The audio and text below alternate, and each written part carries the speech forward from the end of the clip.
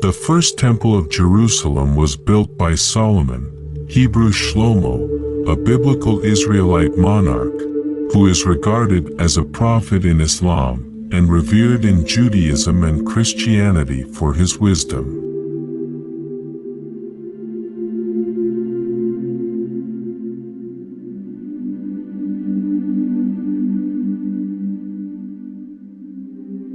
The Bible provides almost all of the evidence for Solomon's existence and rule, especially the first 11 chapters of the first book of Kings and the first 9 chapters of the second book of Chronicles.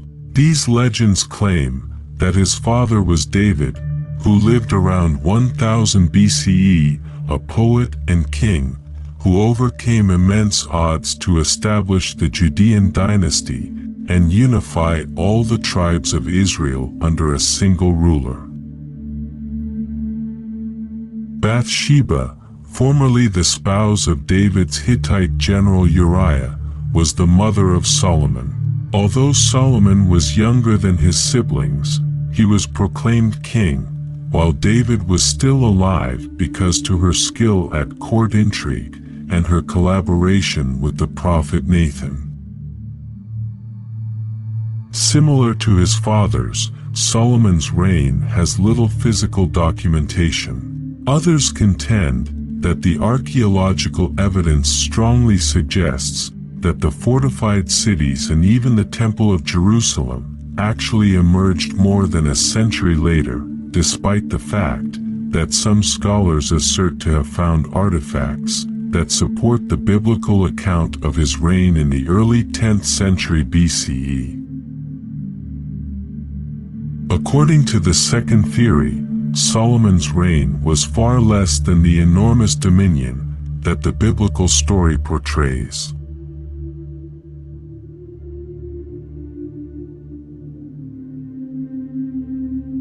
As soon as he took the throne, according to the Bible, Solomon solidified his power by mercilessly disposing of his rivals. After defeating his enemies, he installed his friends in high positions within the armed forces, the administration, and the church. Solomon's position was further strengthened by his superior military prowess. He also had outstanding chariotry and cavalry at his disposal in addition to infantry. In the 8th chapter of 2nd Chronicles, Solomon's military victories in Syria are described. His goal was to take over a significant overland commercial route. He established Israelite colonies to handle military.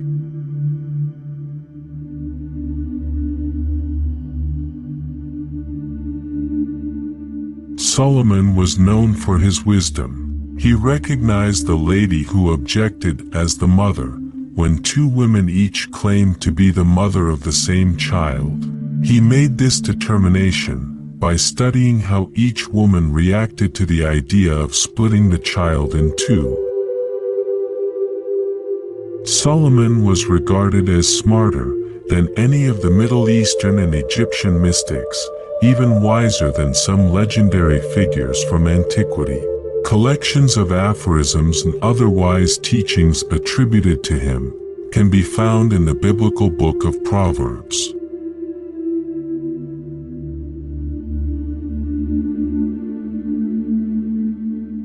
According to the biblical account of his reign, Solomon's individual fame and brilliance were necessary to uphold the strong nation he had inherited from his father and later strengthened.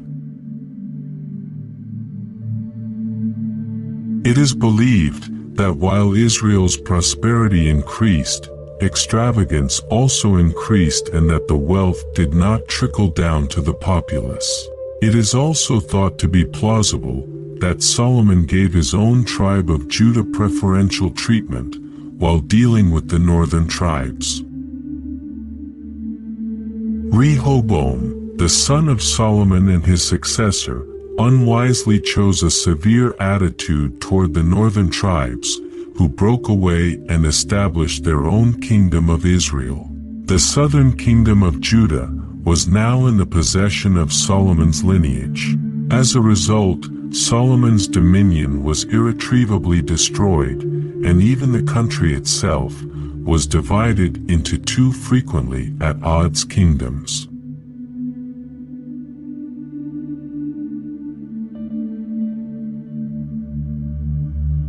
Kindness and faithfulness keep a king safe.